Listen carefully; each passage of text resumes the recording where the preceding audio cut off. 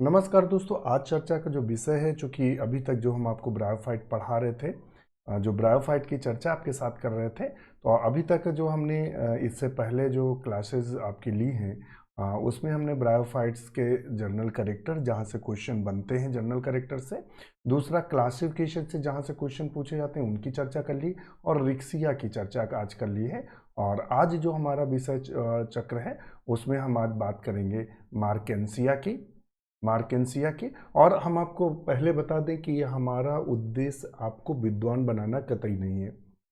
हम विद्वान बनाने के उद्देश्य से नहीं आपको पढ़ा रहे हैं, हम आपका सिलेक्शन कराने के उद्देश्य से पढ़ा रहे हैं कि आपका सिलेक्शन श्योर हो और आप 100% सफल हो, इस उद्देश्य के साथ आपके साथ हैं।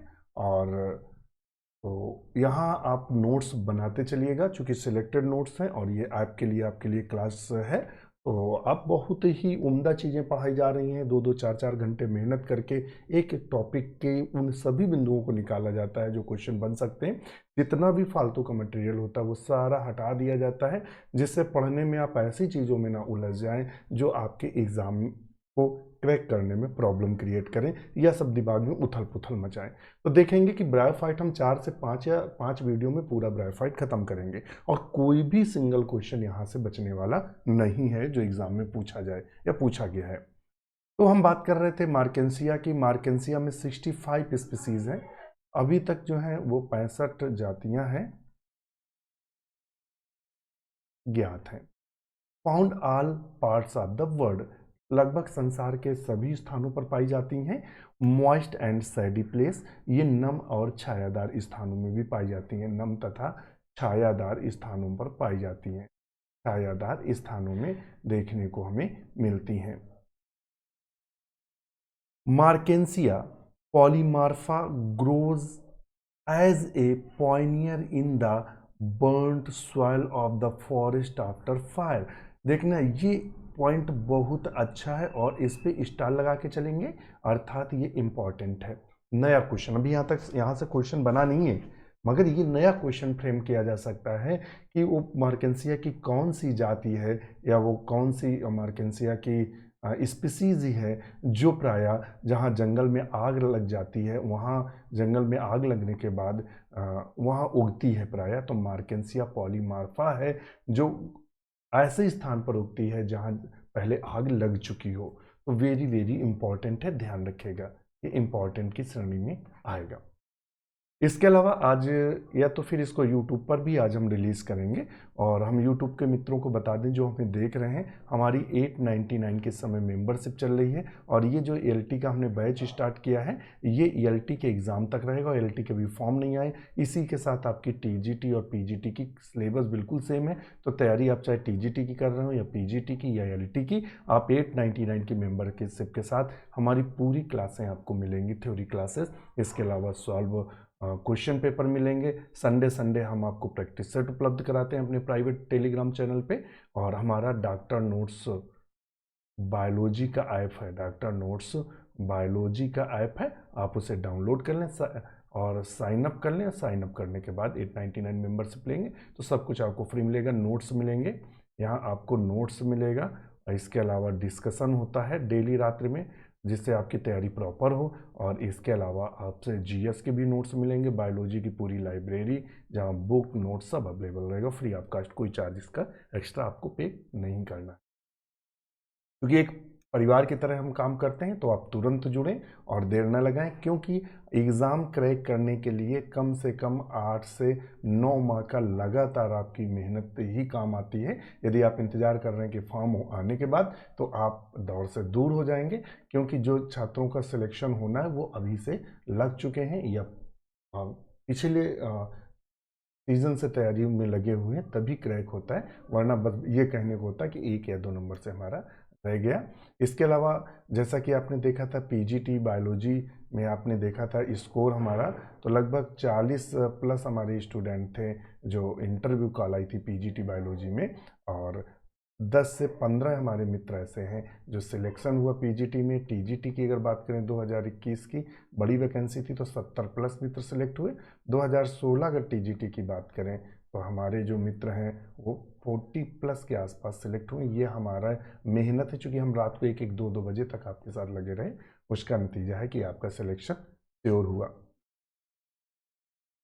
अब आता है, इसके अलावा बात करते हैं तो आप और जुड़ सकते हैं हमारे साथ, और तुरंत जुड़िएगा क्योंकि एक एक दिन आपके लिए महत्वपूर्ण है। मार्केंसिया सेक्स ऑर्गन्स की बात करते हैं। मार्केंसिया मार्केंसिया के सेक्स ऑर्गन्स की बात करते हैं तो ध्यान रखिएगा, मार्केंसिया में जो सेक्स ऑर्गन्स बनते हैं, तो अगर हिमालयन रीजन की बात करें, ऐसे मार्केंसिया की बात करें जो हिमालय में पाए जाते हैं, उनमें सेक्स ऑर्गन्स फरवरी और मार्च में बनते हैं। और जो साउथ इंडिया के हिल्स पहाड़ों में देखने को मिलते हैं मार्केंसिया की जातियाँ, वहाँ अक्टूबर से लेकर नवंबर में हमें देखने को मिलता है, अर्थात सेक्स ऑर्गन्स बनते हैं। तो पूछ सकता है कि कब, किस सीजन में सेक्स ऑर्गन्स हिमालय में पाए जाने वाले मार्केंसिया बनते हैं, तो फरवरी मार्च में, और साउथ इंडिया के हिल्स में अक्टूबर और नवंबर में बनते हैं। अब इसके बाद आता है इसका गैमेटोफाइट कैसा होता है। चूंकि गैमेटोफाइट का मतलब क्या होता है, ये चूंकि हैप्लॉइड होते हैं, हैप्लॉइड का मतलब अगुणित होते हैं। कैसे होते हैं? अगुणित होते हैं।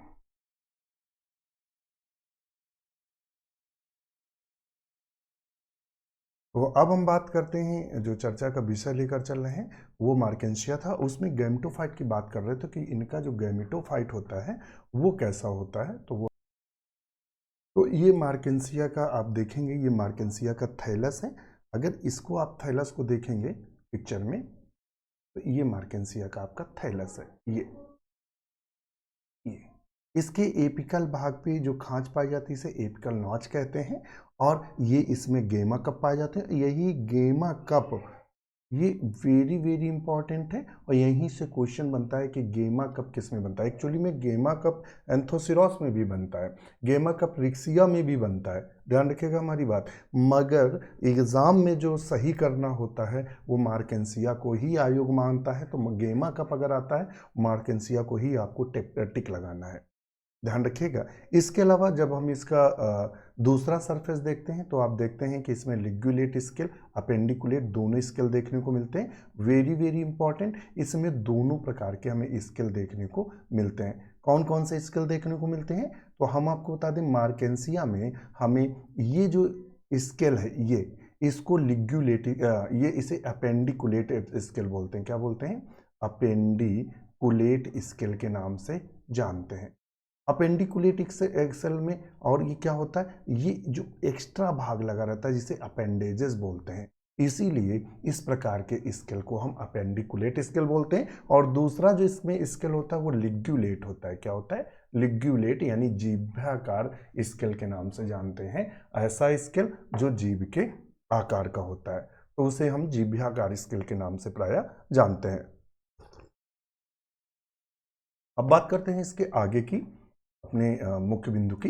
तो यहाँ वही देखिए हमने लिखाया है कि इनका जो थैलस होता है प्रोस्ट्रेट होता है। अभी आपको थैलस दिखाया था जो कि इस तरीके से आप देख रहे हैं कि इस तरीके से इसका थैलस बना हुआ है। जो प्रोस्टेट होता है डॉर्सी वेंट्रल होता है, यानी दो सरफेस होते हैं, एक डॉर्सल एक वेंट्रल होता है। डाइकोटोमसली ब्रांच होती है। तो देख रहे हैं कि ये आगे आकर इस तरह दो भागों में बट गया है। इन्हीं दो भागों को हम डाइकोटोमसली ब्रांचेस के नाम से जानते हैं कि इनमें डाइकोटोमसली ब्रांचेस दिखाई देती हैं। दूसरा, इनके जो स्केल होते हैं वो कैसे होते हैं? तो स्केल प्रायः जो होते हैं मल्टी सेलुलर होते हैं। जो इसमें स्केल पाए जाते हैं, ये स्टार लगा के रखेगा, और इस पे इसमें जो राइजोइड्स होते हैं दोनों तरह के होते हैं, स्मूथ और ट्यूबरकुलेटेड। स्मूथ राइजोइड्स और ट्यूबरकुलेटेड में अंतर क्या है? तो अगर हम इनका पिक्चर देखेंगे तो यहाँ से थोड़े सा नज़र डालेंगे तो ये दो प्रकार के राइजोइड्स दिखाई दिए। स्मूथ में क्या होता है? इनर वाल और इंटरनल वाल। देखिएगा, ये जो इसकी आउटर वाल है, और जो आउटर वाल और ये इनर वाल, दोनों स्मूथ होती हैं। जबकि ट्यूबरकुलेटेड में अंदर वाली भित्ति आप देख रहे हैं कि जगह जगह से इस तरीके से मुड़ी हुई है, इसे ट्यूबरकुलेटेड। तो इसमें दोनों प्रकार के राइजोइड्स हमें दिखाई देते हैं। और ये इसमें देखिएगा, यहाँ राइजोइड्स ये लगे हुए हैं जो पतले पतले आप धागे नुमा इस तरह ऐसे ऐसे दिख रहे हैं, ये इन्हें राइजोइड्स बोलते हैं। और राइजोइड्स दोनों तरह के होते हैं। अच्छा, फिर यहाँ तो एक क्वेश्चन बनता है कि मार्केंसिया में राइजोइड्स कैसे होते हैं, तो पूछेगा केवल स्मूथ या केवल ट्यूबरकुलेटेड या बोथ, तो बोथ को सही करना है। अगर पूछता है स्केल, तो स्केल इनका मल्टी सेलुलर होते हैं, अर्थात जो इसमें स्केल पाए जाते हैं बहुकोशिकी होते हैं और इनमें वन सेल थिकनिंग होती है। ध्यान रखिएगा, मोटाई कितनी होती है, वन सेल थिकनिंग होती है। वायलेट कलर के होते हैं, वायलेट कलर का मतलब होता है बैंगनी रंग के होते हैं। और ये बैंगनी रंग होता किसके कारण है, इनके जो स्केल होते हैं बैंगनी रंग किसके कारण होता है, तो एंथोसाइनिन पिगमेंट पाया जाता है। कौन सा रंग पाया जाता है, तो एंथोसाइनिन। पूछ सकता है कि जो इनमें स्केल मार्केंसिया में वायलेट कलर होता है वो किस पिगमेंट के कारण होता है, तो एंथोसाइनिन के कारण होता है। ये भी पूछता है कि स्केल अपेंडिकुलेट स्केल किस में देखने को मिलता है, ध्यान रखिएगा अपेंडिकुलेट स्केल मार्केंसिया में देखने को मिलता है। इसमें मार्केंसिया में वेरी वेरी इंपॉर्टेंट, स्टार लगा के रखिएगा, ये क्वेश्चन फंसेगा फ्यूचर एग्जाम में। अगर इनके इंटरनल स्ट्रक्चर से कौन सा, हम सिर्फ आपको वही मैटर देंगे जो एग्जाम में 100% फंसे। हम आपको ऐसा नहीं पढ़ाने वाले कि बीएससी की तरह या एमएससी की तरह बेवकूफ़ बना दें और सिलेक्शन ना हो। हम आपको सिलेक्शन इतने तभी हमारे परिवार के हो रहे हैं कि आप सिलेक्टेड पढ़ रहे हैं, हम सिलेक्टेड पढ़ा रहे हैं, बस यही हमारे आपके मतलब आपके चयन का मुख्य कारण है। अगर आप बुक की बात करेंगे तो अब पता लगा बीएससी की बुकें पढ़े जा रहे हैं, आप एमएससी की बुकें पढ़े जा रहे हैं, इंटर की बुकें पढ़, इतना मैटर है कि आप इन्हीं बुक में खो जाएंगे और पल्ले और एग्ज़ाम नहीं निकलना है। आप बुक पढ़िए, बस सिलेक्टेड नोट्स बनाइए और वही नोट्स बार बार रिवीजन करिए। अगर इंटरनल स्ट्रक्चर की बात करें इसकी मार्केंसिया की, तो मार्केंसिया का इंटरनल स्ट्रक्चर में एयर पोर पाया जाता है, ये भी एक पॉइंट ये रखेगा। अपर एपिडर्मिस में एयर पोर रहता है और इनकी खास बात होती है कि इनका जो पूरा का पूरा थैलस होता है दो भागों में बटा रहता है। एक फोटोसिंथेटिक भाग होता है, ये वाला पूरा फोटोसिंथेटिक, और नीचे वाला स्टोरेज भाग। पिक्चर देखेंगे तो बिल्कुल क्लियर होगा। अगर इस पिक्चर पे नज़र डालेंगे तो इसका दो भाग है, ये फोटोसिंथेटिक भाग है और ये स्टोरेज भाग है। और यहाँ ये राइजोइड्स लगे हुए हैं और इसमें ये जो मल्टी सेलुलर है, वही बताया था ना कि स्केल जो होते हैं वो कैसे होते हैं, मल्टी सेलुलर यूनिसेलुलर थिक होते हैं, एक कोशिका मोटे होते हैं, यही तो बताया था। और इसमें म्यूसिलेजिनस सेल भी पाई जाती हैं, ये म्यूसिलेजिनस सेल हैं, ये फोटोसिंथेटिक फिलामेंट है। तो एक क्वेश्चन बनता है कि फोटोसिंथेटिक फिलामेंट, फोटोसिंथेटिक क्वेश्चन आ चुका है, फोटोसिंथेटिक फिलामेंट किस ब्रायोफाइट में ब्रांच्ड होते हैं, शाखित होते हैं। तो मार्केंसिया में देखिए ये कैसे हैं, शाखित, कैसे शाखित मार्केंसिया में। और ये भी पूछता है कि किसमें फोटोसिंथेटिक भाग में पोर्शन या पार्टीशन वाल पाई जाती है, तो मार्केंसिया में देखने को मिलती है। ये खास लक्षण है इसका, इसको आप ध्यान रखिएगा। ये आप देख,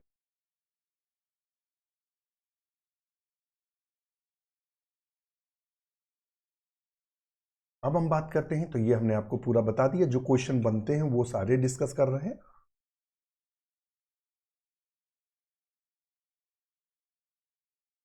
अब बात करते हैं रिप्रोडक्शन की, जनन से क्वेश्चन। और ध्यान रखिएगा यहाँ से एक क्वेश्चन ही केवल यही बनता है कि इसके थैलस में कितने भाग होते हैं, तो दो भाग होते हैं। इसको एसिमुलेटरी रीजन भी बोलते हैं, ट्री रीजन के भी नाम से जानते हैं।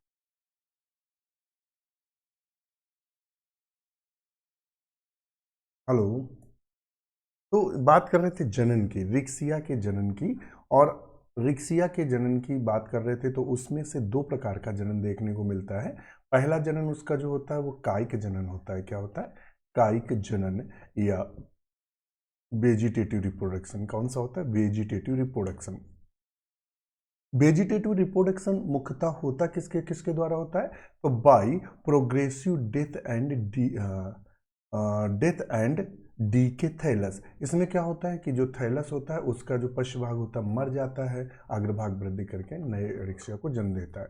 एडवांटेटियस ब्रांचेस, इसमें कुछ विशेष प्रकार की शाखाएं निकल आती हैं और वो शाखाएं नए मार्केंसिया को जन्म देती हैं। और गैमी, यही वाला ये जो गैमी है ये मेन है और इसी से क्वेश्चन बनता है, गैमी से। ध्यान रखिएगा, इनमें जो क्वेश्चन बनता है मेन गैमी से ही बनता है, तो उसको आप ध्यान में रखेंगे। और ये हमने पिक्चर आपको गैमी का दिखाया। इसके ये थैलस है और थैलस के ऊपर ये गैमा कप है और ये गैमा कप इस तरह से दिखाई देता है, गैमा कप।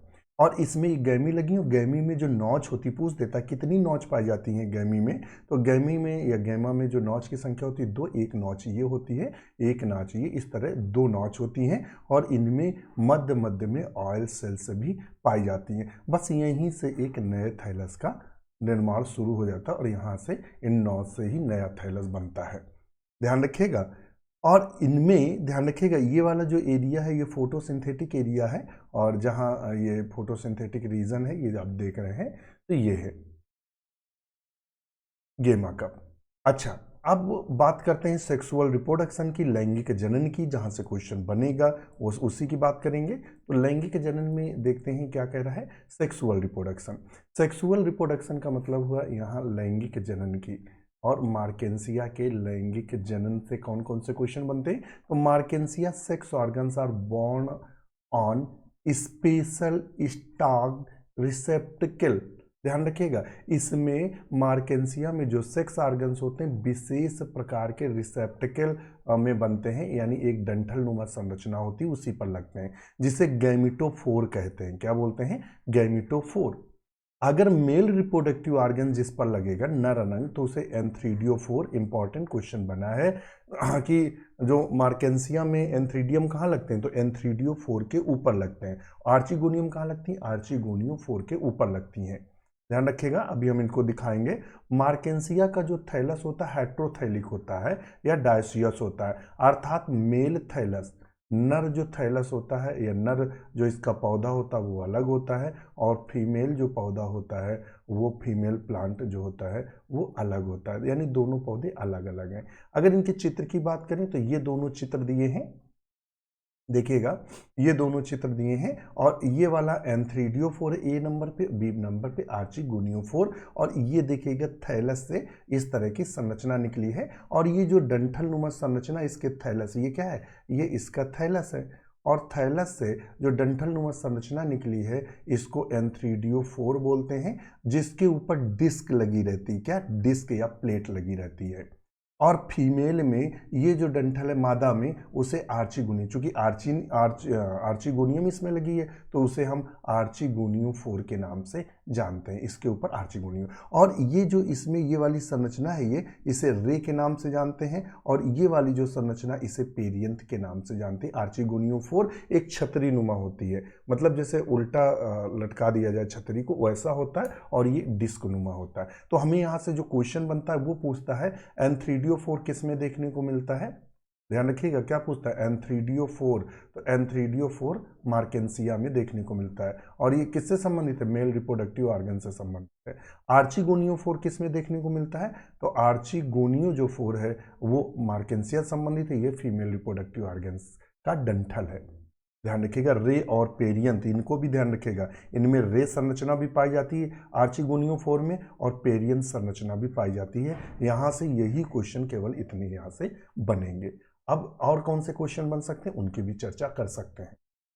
तो वही चीज़ हमने यहाँ बनाई थी जो आपको पिक्चर में दिखाई है, चूँकि हमने नोट्स, और हम आपको बता दें जो आपको यहाँ 30 मिनट में दिखाई दे रहा है इसके पीछे 3 से लेकर 4 घंटे की मेहनत करनी पड़ती है। 3 से 4 किताबें पढ़नी पड़ती हैं, उनसे मैटर निकालना पड़ता है, पूर्व क्वेश्चन भी मैच कराने पड़ते हैं, क्वेश्चन का लेवल भी देखा जाता है टीजीटी पीजीटी में कहाँ से क्वेश्चन पूछ सकता है, फिर एग्जामिनर का दिमाग भी परखना पड़ता है कि वो कहाँ तक जा सकता है, कितना सोच सकता है, तब ये आपको शॉर्ट मटेरियल निकलता है। आपको जो आधे घंटे की क्लास दिख रही है ये एक्चुअली में यदि आपको वैसे पढ़ाई जाए बोर्ड पे लिख लिख के, तो ये 30 मिनट की क्लास 2 घंटे से कम नहीं चलेगी, ध्यान रखिएगा। तो यहाँ आपको 30 मिनट की क्लास से पहले 3 से 4 घंटे वर्कआउट किया जाता है। मुझे लगता है हम जब कॉलेज में करते हैं तो जो हमारे पीरियड्स खाली रहते हैं तो लास्ट में 2-3 पीरियड लगातार खाली हैं, तो हमें टाइम ही नहीं मिलता कॉलेज का कैंपस एक बार घूम लें। वहाँ हम पूरे दिन जब भी टाइम मिलता है तब आपके नोट्स ही बनाया करते हैं किताबों का ढेर लगा के। और सारे हमारे मित्र कहते हैं कि क्या डॉक्टर साहब अब भी आप जॉब के बाद भी आप इतना पढ़ते हैं करते हैं, तो हम उनको क्या बता दें कि आखिर हम कर क्या रहे हैं। तो ये है, मेहनत करनी पड़ती है और तब ये आपको मिलता है। और यदि आपको ऐसे पढ़ाना हो कि भाई किताब उठाई, एक तरफ से मार्केंसिया की संरचना, फिर उसके लेटरल साइड में ये, तो ऐसे क्या होगा, आप मान लो 2 घंटे हमने क्लास पढ़ा दी, 2 घंटे बाद आप खुद बोर हो जाएंगे और ऑफ कर देंगे या ऑफलाइन हो जाएंगे। ऑनलाइन जो क्लास हमारी चल रही उसको ऑफलाइन कर देंगे और आराम से बैठ जाएंगे, अरे बोर कर लेते हैं, पका लेते हैं। तो हम पकाते नहीं हैं, सिर्फ शॉर्ट क्लास देते हैं और वही चीज़ पढ़ाते हैं जो एग्ज़ाम की दृष्टि से महत्वपूर्ण हो। तो इतनी मेहनत के बाद एक क्लास हमारी होती है। अब एंथ्रीडियो4 की बात करते हैं। अब एंथ्रीडियो4 क्या है, मेल जो जनन अंग है, जो मेल थैलस था, उसके ऊपर जो ये डिस्क नुमा संरचना, ये इस तरह डिस्क नुमा संरचना लगी थी, उसकी बात कर रहे हैं। तो ये 1 से 3 सेंटीमीटर होता है। कितना होता है, 1 से लेकर 3 सेंटीमीटर। 8 लोब्ड होते हैं, ध्यान रखिएगा। कितने लोब होते हैं, तो 8 लोब्ड होते हैं। क्या कितने लोब्ड होते हैं इसमें, एंथ्रीडियो4 में, तो इनकी संख्या 8 लोब्ड होते हैं। प्लेटेड कैसा होता है, 8 लोब्ड होता है और प्लेटेड होता है। प्लेटेड का मतलब प्लेट नुमा, तो तस्तरी नुमा कैसा होता है, हिंदी में बोलते हैं तस्तरी नुमा होता है और 8 लोब होते हैं। अब यहाँ कुछ विशेष डाटा दिया है जो in future question assistant professor botany और आपके टीजीटी एलटीजीआईसी में अगर बहुत एग्जामिनर घुस के क्वेश्चन पूछेगा तो यहाँ आके अटकेगा। क्या पूछेगा, मार्केंसिया जिम्नाटा में 4 लोब होते हैं, एंथ्रीडियो4 में कितने लोब होते हैं, 4। जिम्नाटा में 4 लोब होते हैं और मार्केंसिया पाल्मेटा में 3 से 9 लोब्ड होते हैं। कितने लोब्ड होते हैं, 309। किसमें, मार्केंसिया पाल्माटा जो जाति है उसमें 3 से 9 लोब होते हैं और जेमिनाटा में 4 लोब होते हैं और जनरली 8 लोब देखने को मिलते हैं। एंथ्रीडियल चेंबर भी उपस्थित रहता है इसमें। एंथ्रीडियम की बात करें, अब इनमें जो एंथ्रीडियम यानी मेल रिप्रोडक्टिव संरचना लगी, developed from antheridial initial cell. एक क्वेश्चन यहाँ से बनता है, एंथ्रीडियम का विकास किससे होता है, तो एंथ्रीडियल इनिशियल सेल से होता है। यहाँ से क्वेश्चन बन चुका है कि इसके एंथ्रोजॉइड्स कैसे होते हैं, यानी जो मेल रिप्रोडक्टिव ऑर्गन्स है, मेल रिप्रोडक्टिव जो गैमीट है वो कैसा होता है, तो बाइफ्लैजलेट। वो दिखता कैसे, तो इस तरह से, ये 2 फ्लैजला इस तरह से दिखाई देते हैं। अच्छा, तो ये मेल से बस इतने ही क्वेश्चन बन सकते थे, वो सारे क्वेश्चन निकाल दिए। अब आते हैं आर्चिगोनियो 4 पे, यानी फीमेल रिप्रोडक्टिव ऑर्गन्स पे, फीमेल रिप्रोडक्टिव ऑर्गन्स पे। इसे बोलते हैं मादा जनन अंग। हम बात करते हैं मादा जनन अंग की। इसकी बात करते हैं मादा जनन अंग की। तो मादा जनन अंग में अभी हमने आपको क्या दिखाया था, आर्चिगोनियो4, अर्थात इस पूरी संरचना की बात करते हैं आर्चिगोनियो4 की। और चूंकि मादा जनन अंग से संबंधित है तो अब इसमें क्या कह रहा है, और ध्यान रखिएगा आर्चिगोनियो4 का दूसरा नाम कार्पोसिफैलम है। क्या है, कार्पोसिफैलम। आर्चिगोनियो4 को किस नाम से जानते हैं, तो कार्पोसिफैलम के नाम से जानते हैं। किसके नाम जानते हैं, कार्पोसिफैलम। पूछ सकता है कार्पोसिफैलम किस में पाया जाता है, तो मार्केंसिया में। ये नया वर्ड है, टेक्निकल वर्ड है, बिल्कुल अलग तरह से आपसे फ्रेम कर सकता है और आपको फंसा सकता है, तो उसको भी हमें ध्यान में रखना है। तो आर्चिगोनियो4 को कार्पोसिफैलम के नाम से जानते हैं।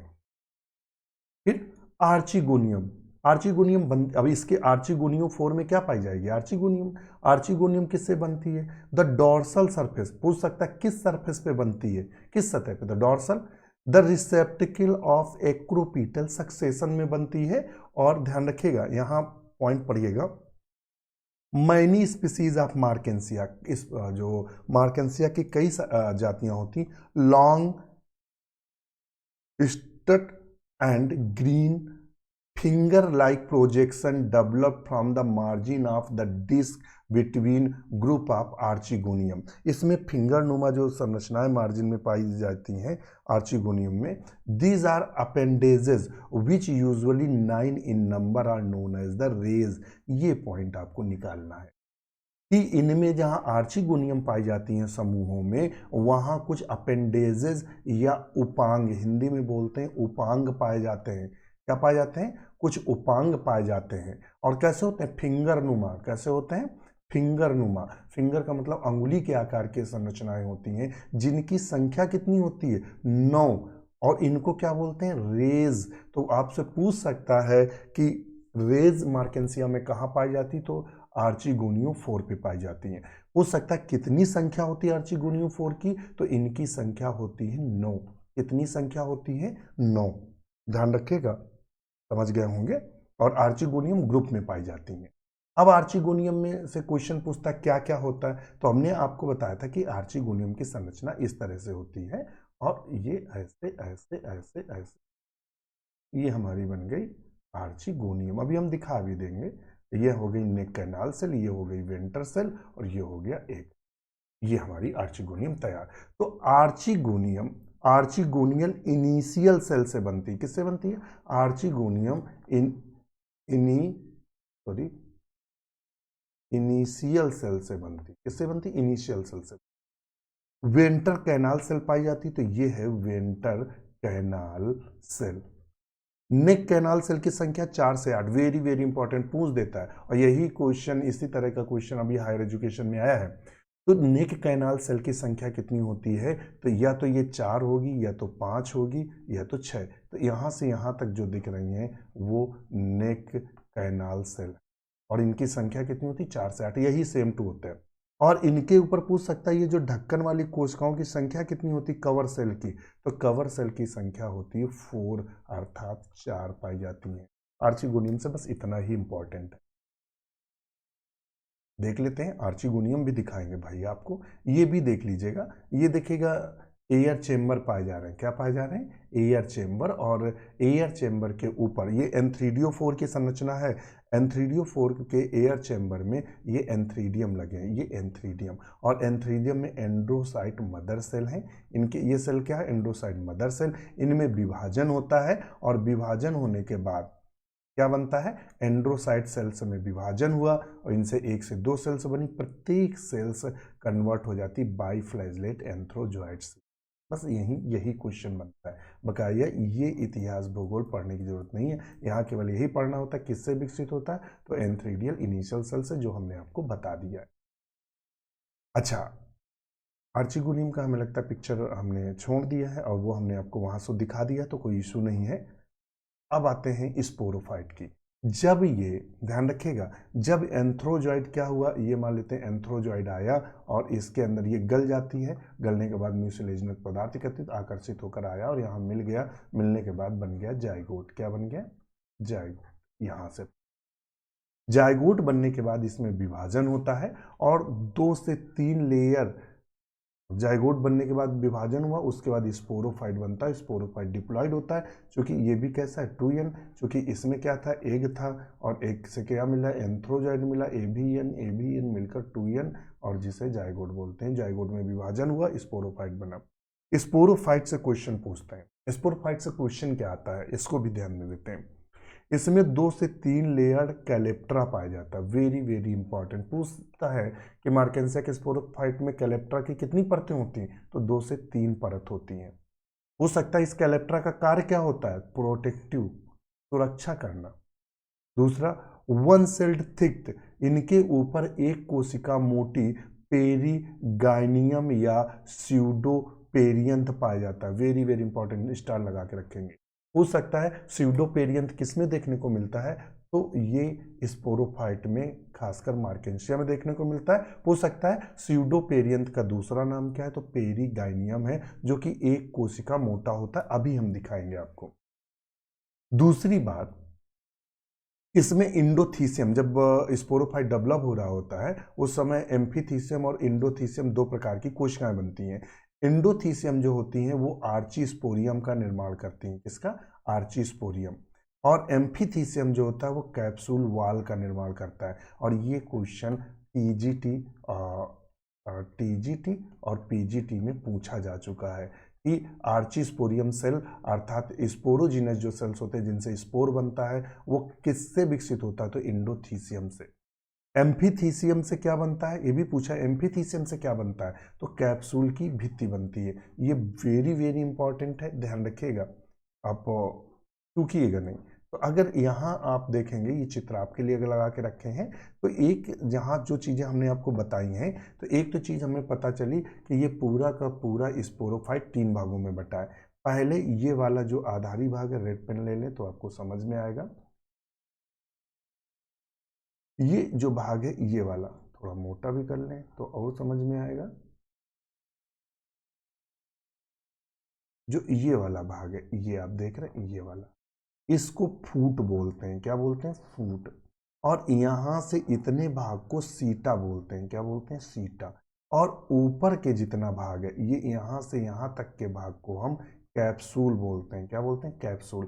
तो इससे हमें क्या पता चला, स्पोरोफाइट 3 भागों में बटा रहता है, फूट, सीटा और कैप्सूल।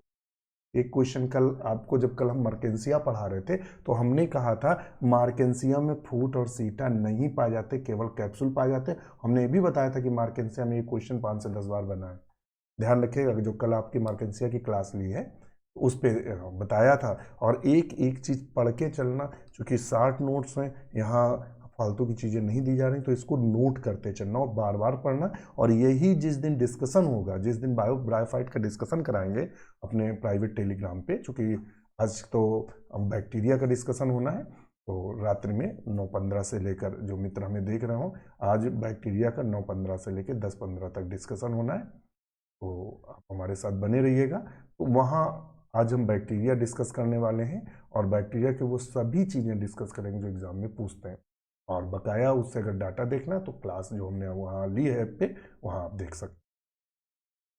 तो 3 भागों में बटा है। इसके बाद ये यहाँ से आप देख रहे होंगे, तो यहाँ से इस वाले में, तो हमने बताया था इसे कैलेप्ट्रा बोलते हैं। क्या बोलते हैं, कैलेप्ट्रा। तो ये देखिएगा कैलेप्ट्रा है, और कैलेप्ट्रा कितना है, 2 से 3 लेयर मोटा होता है। यहाँ देखिएगा 1 2 3 लेयर। और सबसे बाहर एक पतली एक कोशिका मोटी लेयर पाई जाती है, जिसे पेरीगाइनियम या स्यूडोपेरियंत बोलते हैं। इसे पेरीगाइनियम या स्यूडोपेरियंत बोलते हैं। यही तो हमने आपको बताया है, तो आप समझ लीजिएगा। अच्छा, अब आते हैं अपनी नोट्स पे। अच्छा, स्पोरोजीनस जो टिश्यूज होते हैं, स्पोरोजीनस टिश्यूज किससे बन रहे हैं, इंडोथीसियम से। किससे बन रहे थे, इंडो, यहाँ आपको बताया था, ये इंडोथीसियम से। स्पोरोजीनस टिश्यू किससे बन रहे हैं, इंडोथीसियम से बन रहे हैं। तो स्पोरोजीनस टिश्यूज बनते हैं। स्पोरोजीनस टिश्यूज में क्या होते हैं, स्पोर मदर सेल होती हैं, जिनसे स्पोर बनते हैं, इनके बीजाणु बनते हैं। दूसरी, इनकी जो स्पोर मदर सेल जो निष्क्रिय होती हैं, कैसी होती हैं, निष्क्रिय या कार्य नहीं करती हैं, उन्हें इलेटर मदर सेल बोलते हैं। क्या बोलते हैं, इलेटर। और ध्यान रखिएगा, इसमें इलेटर पाया जाता है, और जो कि 10 बार लगभग क्वेश्चन मार्केंसिया से बना है। और इनके जो स्पोर मदर सेल फंक्शनल नहीं होती, उन्हें इलेटर मदर सेल कहते हैं, जिनमें इलेटर बनता है। ध्यान रखिएगा। स्पोरोफाइट में अभी हमने बताया फूड पाया जाता है, और फूड का काम क्या होता है, एब्जॉर्ब न्यूट्रिशन, थैलस से यानी गैमेटोफाइट से भोजन को अवशोषित करना, फूड। सीटा का कार्य क्या है, कनेक्ट टू फूड एंड सीटा। कैप्सूल का कैसा कलर होता है, येलो कलर होता है। इसी के अंदर स्पोर बनते हैं। स्पोर इसके बाइलेयर्ड होते हैं, द्विभित्ति वाले होते हैं। एक एक्सो स्पोर यानी जो मोटी भित्ति होती है बाहरी, अंदर इंडोस्पोर जो कि पतली भित्ति होती अंदर वाली, यूनिन्यूक्लिएट होता है। अब बात करते हैं इलेटर की। इलेटर में क्या क्या पाया जाता है, तो इलेटर में थिकनिंग देखने को मिलती है, स्पाइरल। ध्यान रखिएगा, इसमें जो क्वेश्चन बनता है, स्पाइरल थिकनिंग वाले इलेटर किसमें पाए जाते हैं, तो स्पाइरल थिकनिंग वाले इलेटर मार्केंसिया में पाए जाते हैं। कहाँ, मार्केंसिया में पाए जाते हैं। ध्यानक थिकनिंग कैसी है, स्पाइरल थिकनिंग है, यही क्वेश्चन बनता है। और पूछता है कि इलेटर का कार्य क्या होता है, तो ये हाइग्रोस्कोपिक, जल को शोषित करते हैं, और स्पोर, जो इनमें स्पोर होते हैं, उनके फैलने में मदद करते हैं, यानी डिस्ट्रीब्यूट करने में मदद करते हैं। ये ध्यान रखिएगा, इलेटर से ये क्वेश्चन बनता है। स्पोरोफाइट में पूछ सकता है कितनी लेयर्स होती हैं, कितनी लेयर ढके रहती हैं, तो प्रायः 3 परतें ढके रहती हैं। एक कैलेप्ट्रा ढकता है, एक पेरिगाइनियम ढकता है, दूसरा पेरिकीटियम ढकता है, पेरिकाइटियम बोलते हैं। तो कैलेप्ट्रा, पेरिगाइनियम और पेरिकीटियम, ये स्पोरोफाइट को 3 परतें ढके रहती हैं। उसके अलावा उसमें और क्या पाया जाता है, स्पोर पाए जाते हैं और इलेटर पाए जाते हैं, इलेटर, स्पोर और इलेटर देखने को हमें मिलते हैं। स्पोर और इलेटर, इलेटर कैसे होते हैं, हाइग्रोस्कोपिक नेचर के होते हैं, हाइग्रोस्कोपिक नेचर के होते हैं, यानी जल का अवशोषण करते हैं। और काम क्या करते हैं, फैलने में मदद करते हैं। पूछता है वो कौन स्पाइरल थिकनिंग वाले इलेटर किस में देखने को मिलते हैं, क्वेश्चन बना है तो मार्केंसिया में बनता है, इसको भी ध्यान में रखें।